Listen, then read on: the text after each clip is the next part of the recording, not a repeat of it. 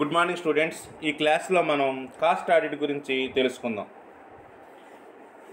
Cost audit అన్నటువంటిది మన దేశంలో ఈ రెండవ ప్రపంచ యుద్ధ కాలంలో కొంచెం దీని యొక్క ప్రాముఖ్యత ఏర్పడింది. ఎందుకు అంటే ఈ యుద్ధ సమయాలలో కాస్ట్ ప్లస్ ప్రాతిపదిక మీద ఎన్నో సంస్థలకి కాంట్రాక్ట్లు ఇవ్వడంలో ఈ ఆడిట్కు మన దేశంలో పునాది అన్నటువంటిది ఏర్పడిందని చెప్పొచ్చు. అయితే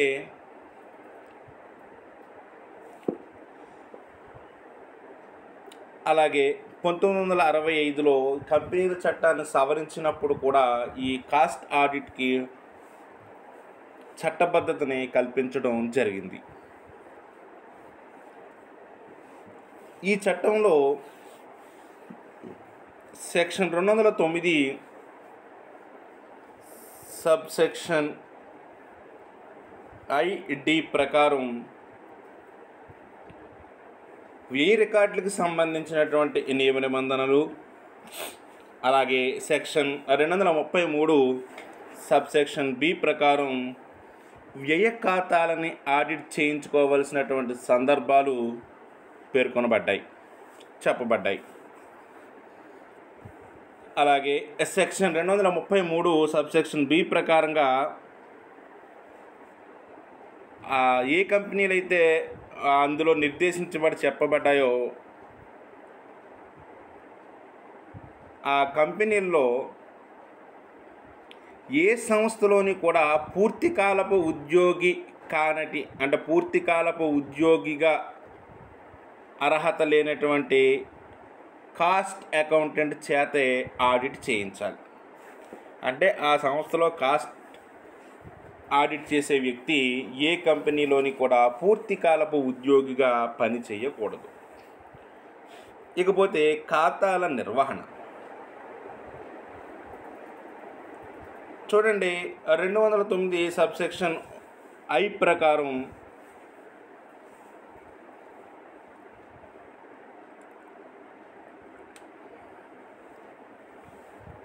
కొన్ని ఈ సెక్షన్లో నిర్దేశించినటువంటి కంపెనీలు ముఖ్యంగా 3 రికార్డులని తప్పనిసరిగా నిర్వహించాలి. అవి ఏంటంటే, 1 అన్ని రకాల నగదు వసూళ్లు మరియు చెల్లింపులకు సంబంధించినటువంటి అంశాలు. 2వది కొనుగోలు కొన్న లేదా అమ్మినటువంటి సరుకు యొక్క వివరాలు. 3వది కంపెనీ యొక్క ఆస్తి అప్పులు. ఇక్కడ సెక్షన్ 209 సబ్సెక్షన్ ఐడి ప్రకారంగా కేంద్ర ప్రభుత్వం ఉత్పత్తి కానీ, ప్రాసెసింగ్ కానీ, మ్యానుఫ్యాక్చరింగ్ కానీ లేదా మైనింగ్లో ఉన్నటువంటి అన్ని కంపెనీలను కూడా వినియోగించినటువంటి మెటీరియల్ కానీ లేదా శ్రమను కానీ మరి ఏ ఇతర ఉత్పత్తికి సంబంధించినటువంటి వ్యయాలకు సంబంధించినటువంటి పుస్తకాలనైనా నిర్వహించాలని చెప్పవచ్చు. ఇకపోతే cost audit section 233 section 233 B subsection i ప్రకారంగా ఈ సెక్షన్ 209లో నిర్దేశించినటువంటి కంపెనీలు అర్హత కలిగినటువంటి కాస్ట్ అకౌంటెంట్ చేత మాత్రమే కాస్ట్ ఆడిట్ చేయమని చెప్తుంది. ఆ సెక్షన్ ప్రకారంగా కాస్ట్ ఆడిటర్కి కొన్ని అర్హతలు ఉండాలి. ఆ అర్హతలు ఏంటంటే, 1 కాస్ట్ అండ్ వర్క్స్ అకౌంటెంట్ చట్టం 1959 ప్రకారం అతడు కాస్ట్ అకౌంటెంట్ అయి ఉండాలి. 2 institute of cost and works accounts of India వారు జారీ చేసినటువంటి ప్రొఫెషనల్ సర్టిఫికేట్ని అతడు పొంది ఉండాలి. ఇకపోతే కాస్ట్ ఆడిటర్ ఒక వ్యక్తి అయినా ఉండవచ్చును, లేదా అతడు భాగస్వామి సంస్థలో ఒక భాగస్థుడైనా అయి ఉండవచ్చు. ఇకపోతే కాస్ట్ ఆడిటర్ యొక్క అయోగ్యతలు అంటే ఏ వ్యక్తులని కాస్ట్ ఆడిటర్లుగా మనం నియమించకూడదు లేదా వారిని తిరిగి నియమించకూడదు, పునర్నియామకము చేయకూడదు. అలా ఎవరినైతే చేయడానికి వీలు లేదో కొన్ని డిస్క్వాలిఫికేషన్స్ అంటాం. ఆ డిస్క్వాలిఫికేషన్స్ ఏంటి అన్నటువంటిది ఇప్పుడు మనం చూద్దాం. మొట్టమొదటిది ఏంటంటే, కంపెనీల చట్టం 224 కింద అదే కంపెనీలో ఖాతాలను ఆడిట్ చేస్తున్నటువంటి ఏ వ్యక్తి అయినా కాస్ట్ ఆడిటర్గా పనిచేయడు. తర్వాత కార్పొరేట్ సంస్థలుగా ఉన్నటువంటి ఆడిటర్లు కాస్ట్ ఆడిటర్గా పనిచేయడు. అంటే భాగస్వామి సంస్థగా ఏర్పాటుపడినటువంటి సంస్థ అయితే కాస్ట్ ఆడిట్ చేయొచ్చు, కానీ కార్పొరేట్ సంస్థగా ఏర్పడితే చేయకూడదు. అలాగే ఆ కంపెనీకి చెందినటువంటి ఉద్యోగి కానీ లేదా అధికారి కానీ కాస్ట్ ఆడిటర్గా పనిచేయడు. ఒకవేళ భాగస్థుడైనటువంటి వ్యక్తి లేదా కంపెనీకి చెందినటువంటి అధికారి లేదా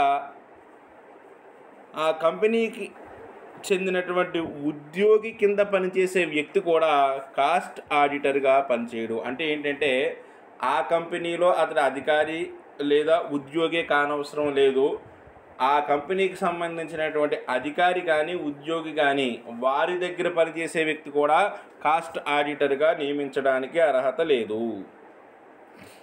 తర్వాత కంపెనీకి 1000 రూపాయలకు మించి బాకీ ఉన్నటువంటి వ్యక్తి కూడా కాస్ట్ ఆడిటర్గా నియమించడానికి వీలు లేదు. అలాగే ఒకవేళ ఎవరికైనా 1000 రూపాయల కంటే ఎక్కువ మొత్తానికి హామీ ఉన్నటువంటి మూడో వ్యక్తి కింద ఉన్నా సరే అతడిని కూడా మనం కాస్ట్ ఆడిటర్గా నియమించడానికి అవకాశం లేదు.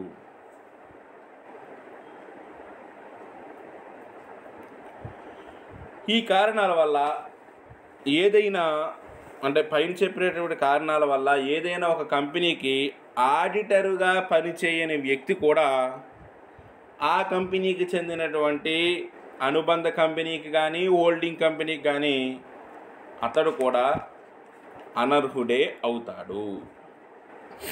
ఇవి కాస్ట్ ఆడిటర్ యొక్క డిస్క్వాలిఫికేషన్స్. తర్వాత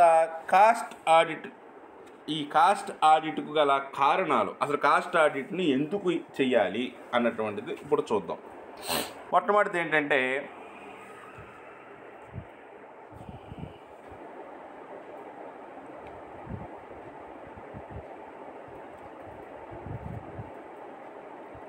ఒక మంచి ధరను నిర్ణయించడానికి. అంటే ఏంటంటే, ఇప్పుడు ఉక్కు అంటే స్టీల్ కానీ, అంటే ఐరన్ కానీ, సిమెంట్ కానీ ఇలాంటి, అలాగే పిల్లలు అంటే పసిపిల్లలకు సంబంధించినటువంటి పాల పౌడర్లు తయారు చేసే సంస్థలు కానీ, లేదా ఆ వనస్పతి ఆయిల్స్ తయారు చేసేటువంటి సంస్థలు అంటే కంపెనీలు, ఇవి జాతీయ పరిశ్రమలలో వీటి యొక్క ఉత్పత్తి వ్యయం ఎక్కువ అవ్వడం వల్ల వాటి యొక్క ధరలు ఎక్కువగా ఏర్పడతాయి. మరి అటువంటి పరిశ్రమలలో ఈ కాస్ట్ ఆడిట్ని ప్రవేశపెట్టడం మూలంగా మనం ఉత్పత్తి వ్యయాన్ని పెరగకుండా తగ్గించి తద్వారా వాటి యొక్క ధరల్ని మనం అదుపులో పెట్టడానికి అవకాశం ఉంటుంది. తర్వాత పన్నులని పరిరక్షించడానికి, ఈ ప్రభుత్వం నుండి పన్నుల యొక్క రక్షణ కోరేటువంటి పరిశ్రమలని కాస్ట్ ఆడిట్ చేయించుకోవాల్సిందిగా ప్రభుత్వం ఆదేశిస్తూ ఉంటుంది. అంటే ఆ కంపెనీల యొక్క కాస్ట్, అంటే ఆ ఖర్చు యొక్క ఆ నిర్మాణాన్ని ఆధారంగా చేసుకుని దానికి పన్ను యొక్క రాయితీని ఇవ్వచ్చా లేదా అన్నటువంటిది ప్రభుత్వం నిర్ధారణ చేసుకుంటుంది. అలాగే ఈ కాస్ట్ ప్లస్ లాభం మీద కాంట్రాక్ట్ నిమిత్తం చెల్లింపు చేసేటువంటి ఆ చెల్లింపుల యొక్క ముందు కానీ ఈ కాస్ట్ ఆడిట్ని ప్రవేశపెట్టడం ద్వారా ఆ వ్యయం అంటే ఆ వ్యయం యొక్క ఔచిత్యాన్ని, అంటే ఆ వ్యయం యొక్క నిజాలని తనిఖీ చేయడానికి అవకాశం ఉంటుంది. అలాగే ఉత్పత్తి వ్యయంలో యూనిట్కి ఎంత తేడా అన్నటువంటిది కూడా ఈ పరిశ్రమలలో ఈ కాస్ట్ ఆడిట్ కొరకు తెలియజేయడం జరుగుతుంది. అదేవిధంగా వస్తువుల యొక్క కృత్రిమ కొరత ద్వారా కొన్ని మొనోపోలీ సంస్థలు ధరలను బాగా ఎక్కువగా పెంచేసి లాభాలను ఎక్కువగా తీసుకోవడానికి ప్రయత్నం చేస్తూ ఉంటే, అటువంటి సందర్భాల్లో ఈ కాస్ట్ ఆడిట్ని ప్రవేశపెట్టమని ప్రభుత్వం చెప్పే అవకాశం ఉంటుంది. అదేవిధంగా నష్టాల్లో నడుస్తున్నటువంటి కొన్ని కంపెనీల విషయంలో ఈ కాస్ట్ ఆడిట్ని ప్రవేశపెట్టడం చాలా అవసరం. కొన్ని ధరల యొక్క నిర్ణయంలో తరచు మోసాలు చేస్తున్నారని అనుమానం కలిగినటువంటి కంపెనీలు ఆ కంపెనీలని కాస్ట్ ఆడిట్ చేయించమని ప్రభుత్వం వాళ్ళని ఆదేశించవచ్చు. అలాగే ఈ ఉత్పత్తి వ్యయంతో ఉత్పత్తి వ్యయంతో కనుక పన్ను లెక్కింపు చేయాల్సినటువంటి అవసరం ఉన్న చోట కాస్ట్ ఆడిట్ చేయించడం తప్పనిసరి అవుతుంది. అదేవిధంగా వ్యాపారాన్ని కూడా అసంతృప్తికరంగా నడుపుతున్నారు అని అనిపించినప్పుడు ఈ సంస్థలో ఉన్నటువంటి వివిధ భాగాల యొక్క అధ్యయనం మూలంగా ఏ అంశాలు వెలుగులోకి వచ్చాయో ఆ అంశాలలో కానీ అనారోగ్యకరమైనటువంటి పరిస్థితులు ఉంటే అప్పుడు కూడా అక్కడ కాస్ట్ ఆడిట్ చేయమని చెప్పే అవకాశం ఉంటుంది. ఈ సందర్భాలలో కాస్ట్ ఆడిట్ చేయించమని ప్రభుత్వం ఆదేశించే అవకాశం మనకి కనపడుతుంది. ఇకపోతే ఈ కాస్ట్ ఆడిట్ యొక్క లక్ష్యాలు ఏంటి? సాధారణంగా కాస్ట్ ఆడిట్ యొక్క లక్ష్యాలను మనం 2 రకాలుగా విభజిస్తాం. అవి ఏంటంటే, మొదటిది సాధారణమైనటువంటి లక్ష్యము, రెండవది సామాజిక పరమైనటువంటి లక్ష్యము. ఈ సాధారణ లక్ష్యాలంటే ఏంటంటే, ఈ కాస్ట్ అకౌంటెన్సీ సిద్ధాంతాలని, అంటే ఆ కాస్ట్ అకౌంటెన్సీ యొక్క సిద్ధాంతాలలో దోషాలు ఏమైనా ఉన్నట్లయితే వాటిని కనిపెట్టడం, అలాగే ఈ కాస్ట్ అకౌంటింగ్ రికార్డుల్లో దోషాలు ఏమన్నా ఉంటే వాటిని తెలుసుకోవడం, అదేవిధంగా కొన్ని అవాంఛనీయమైనటువంటి చర్యల్ని నివారించి ఆ ఉత్పాదకతని అలాగే అనుత్పాదక అంశాలని సమగ్రంగా విశ్లేషణ చేయడం ద్వారా ఆ మొత్తం వ్యయంపై నియంత్రణని కొనసాగించడం, అలాగే ప్రతి వస్తువు కూడా దాని యొక్క ప్రాసెస్ కానీ లేదా జాబ్ అంటే ఆర్డర్ ఆ మొత్తం వ్యయాన్ని సరిచూసి వాటిని సవ్యంగా నిర్ధారించడం జరిగిందా లేదా అన్నటువంటి దాన్ని రూఢీ చేసుకోవడం, అదేవిధంగా ఆ ముడి పదార్థాలని, శ్రమని, ఆ యంత్రాల యొక్క వినియోగంలో ఆ డెఫిషియన్సీని కానీ లేదా అసమర్థతను కానీ తెలపడంలో ఆ మేనేజ్మెంట్కి సహాయం చేయడం, అదేవిధంగా వ్యయానికి సంబంధించినటువంటి ఖాతా పుస్తకాలు, రికార్డులు, అంటే ఆ మొత్తం అంతా కూడా తగినంత రికార్డ్ అయింది లేనిది చూడడం, అలాగే కొనసాగుతున్నటువంటి పనిని ఆ ముగింపు సరుకుని కూడా వాల్యుయేషన్ సరిగ్గా చేసారా లేదా అన్నటువంటి దానిని నిర్ధారణ చేసుకోవడం, కంపెనీ యొక్క ఈ వ్యయ వ్యవహారాలపై తగినటువంటి అధికారులకు నివేదికలను సమర్పించడం, అలాగే ఈ వ్యయ ప్రణాళికలని తయారు చేయడం ద్వారా మేనేజ్మెంట్ అనుసరించవలసినటువంటి వివిధ ప్రత్యామ్నాయ మార్గాలు ఏమన్నా ఉన్నట్లయితే వాటిని కూడా సూచించడం, కంపెనీ యొక్క నిర్వహణ సరిగ్గా ఉన్నదా లేదా అన్నటువంటి దానిని కూడా చూడడం. ఇవన్నీ కూడా ఏంటంటే సాధారణంగా కాస్ట్ ఆడిట్ యొక్క లక్ష్యాలుగా మనం చెప్తాం. ఇకపోతే సామాజిక లక్ష్యాలు అంటే ఏంటంటే ఈ కాస్ట్ ఆడిట్ కొన్ని సామాజిక లక్ష్యాలను కూడా కలిగి ఉంటుంది. అవి ఏంటంటే మొదటిది ముడిసరుకుని ఆ శ్రమని సమర్థవంతంగా నిర్వహించడం ద్వారా ఏమవుతుందంటే పరిశ్రమల యొక్క స్థాపిత శక్తిని, దాని యొక్క కెపాసిటీని సమర్థవంతంగా వినియోగించుకోవడం ద్వారా వాటి యొక్క ఉత్పాదకతను పెంచి తద్వారా ఉత్పత్తి వ్యయాన్ని తగ్గించి నాణ్యతను పెంచి ధరలను తగ్గించి అందరికీ కూడా అందుబాటులో సరసమైనటువంటి ధరలకి వస్తువులను ఇవ్వడం వల్ల అందరి యొక్క ప్రజల యొక్క ఆర్థిక స్థితిగతులు మెరుగుపడతాయి. ఇది ఒక సామాజిక పరమైనటువంటి లక్ష్యం. అలాగే చూడండి, ప్రత్యామ్నాయ వనరుల యొక్క వినియోగానికి దోహదం చేయడం. దీనివల్ల కొన్ని ముఖ్యమైనటువంటి వనరులు ఏమైతే ఉంటాయో వాటిని మనం పాడు చేసుకోకుండా వేరే ఇంకొక దానిని ప్రత్యామ్నాయంగా చేసుకోవడం వల్ల మనకి సౌకర్యం ఏర్పడుతుంది. అలాగే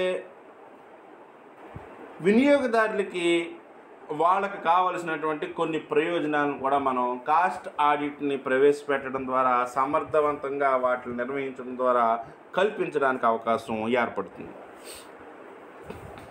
అలాగే ఉద్యోగ అవకాశాలని కల్పించడం కూడా కాస్ట్ ఆడిట్లో ఒక భాగంగా మనం చెప్పవచ్చు.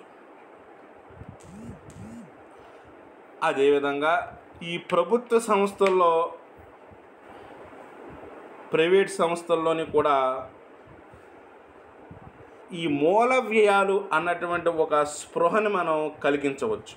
తద్వారా ఏమవుతుందంటే వ్యయాన్ని తగ్గించడానికి వాళ్ళు ఏ రకమైనటువంటి చర్యలు తీసుకోవాలో మనం తెలియజేస్తాం. అదేవిధంగా ఈ పన్ను యొక్క ఎగవేతని నివారించడానికి ఉపయోగపడుతుంది. దీనివల్ల కూడా సక్రమంగా అందరూ కూడా పన్నులు చెల్లించడం వల్ల దేశం యొక్క ఆర్థిక అభివృద్ధికి అది కొంచెం దోహదం చేసే అవకాశం ఉంటుంది. ఈ కాస్ట్ ఆడిట్ వల్ల ఈ ధరని సవ్యంగా నిర్ణయించడానికి అవకాశం ఉంటుంది. కాబట్టి ఆ ధరల యొక్క నియంత్రణకి ఇది ఉపయోగపడుతుంది.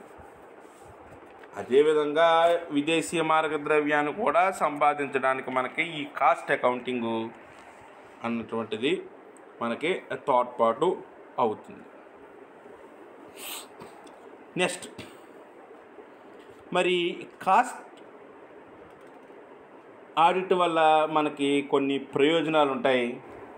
అవి ఏంటంటే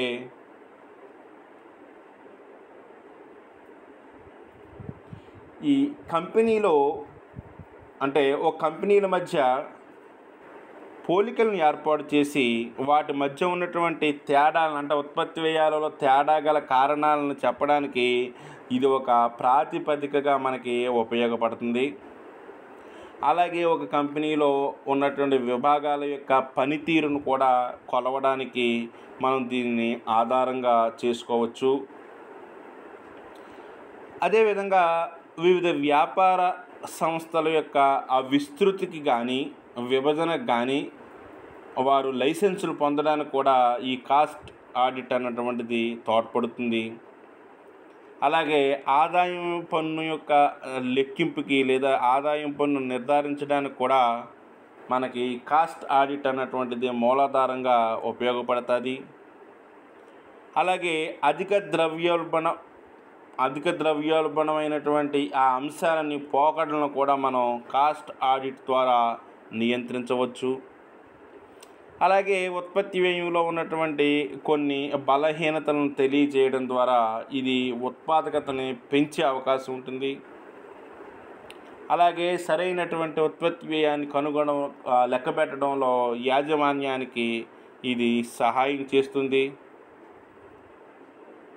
అలాగే ఈ వ్యయ విభాగంలో పనిచేసేటువంటి సిబ్బంది యొక్క అసమర్థతలు ఏమైనా ఉన్నట్లయితే మనం దీని ద్వారా బహిర్గతం చేయొచ్చు.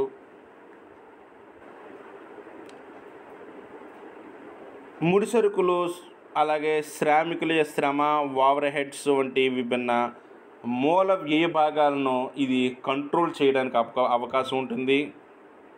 అలాగే ధరల యొక్క నియంత్రణలోని పన్ను విధానాన్ని పరిరక్షించడంలో కూడా ప్రభుత్వానికి కాస్ట్ ఆడిటింగ్ అన్నటువంటిది తోడ్పడుతుంది. మరి ఈ కాస్ట్ ఆడిట్లో కూడా మనకి కొన్ని లోపాలు కనపడుతున్నాయి. అవి ఏంటంటే, ఈ ఆర్థిక ఆడిట్పై కాస్ట్ ఆడిట్ ఉండడం వల్ల చార్టెడ్ అకౌంటెంట్కి కాస్ట్ ఆడిటర్కి మధ్య కొన్ని భేదాభిప్రాయాలు వచ్చే అవకాశం ఉంటుంది. ఎందుకంటే ఫైనాన్షియల్ ఆడిట్ అనేటువంటిది ఒక రకంగా ఉంటుంది, కాస్ట్ ఆడిట్ అనేటువంటిది ఒక రకంగా ఉంటుంది. అలాగే సమర్థత, ఔచిత్యము మొదలైన వాటి గురించి ఈ కాస్ట్ ఆడిట్ ఎక్కువగా చెప్పడం వల్ల నిర్వహణ విధులలో ఇది జోక్యం చేసుకోవడం వల్ల సంస్థ యొక్క పురోభివృద్ధికి అవరోధం కలిగే అవకాశం కూడా ఉంది.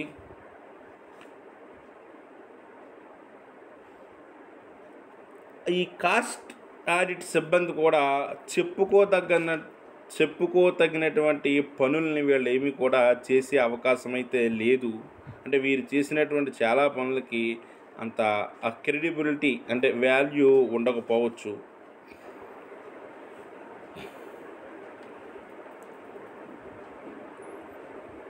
కానీ ఈ కాస్ట్ ఆడిట్ని ప్రవేశపెట్టడం వాటాదారుల యొక్క ప్రయోజనాలను కాపాడడానికి కోసమని చెప్పినప్పటికీ కూడా ఇది ఆ రకమైనటువంటి ప్రయోజనాలను కాపాడలేకపోతుంది అన్నటువంటి ఒక విమర్శ అయితే ఈ కాస్ట్ ఆడిట్ మీద ఉంది. అలాగే చూడండి, సంస్థ పరిసమాప్తి చేసేటప్పుడు దాని యొక్క బాధ్యతను చార్టెడ్ అకౌంటెంట్కి ఇవ్వాలా, కాస్ట్ అకౌంటెంట్కి ఇవ్వాలా, ఎవరి బాధ్యత ఎంత అన్నటువంటిది మనం ఖచ్చితంగా చెప్పడం చాలా కష్టమవుతుంది. అంతర్గత ఆడిట్తో పాటుగా మనం కాస్ట్ ఆడిట్ని ప్రవేశపెట్టినప్పుడు దానివల్ల సంస్థకి విపరీతమైనటువంటి వ్యయం అయిపోతూ ఉంటుంది. అంటే ఖర్చు చాలా ఎక్కువగా అవుతుంది. ఇకపోతే ఎంత కాస్ట్ ఆడిటర్లు అయినా వారు దోషాలకు పాల్పడరు, అవకతవకలు చెయ్యరు అని అనడానికి అంత అవకాశం కూడా లేదు. ఎందుకంటే వారు కూడా మనుషులే, మిగతా వారిలాగా వారు కూడా సిబ్బందితో లాలూచి పడరనే గ్యారంటీ ఏమి మనం ఇవ్వలేము. మొత్తం మీద మనం చూసినట్లయితే ఈ కాస్ట్ ఆడిట్లో కొన్ని లోపాలు ఉన్నప్పటికీ కూడా ఈ కాస్ట్ ఆడిట్ని ప్రవేశపెట్టడం వల్ల ప్రయోజనాలే ఎక్కువగా ఉన్నాయి. అందుచేత నేడు చాలా వరకు ఉత్పత్తి సంస్థలు ఈ కాస్ట్ ఆడిట్ అన్నటువంటి దాన్ని చేపట్టడానికే మొగ్గు చూపుతున్నాయని మనం చెప్పవచ్చు. Okay students.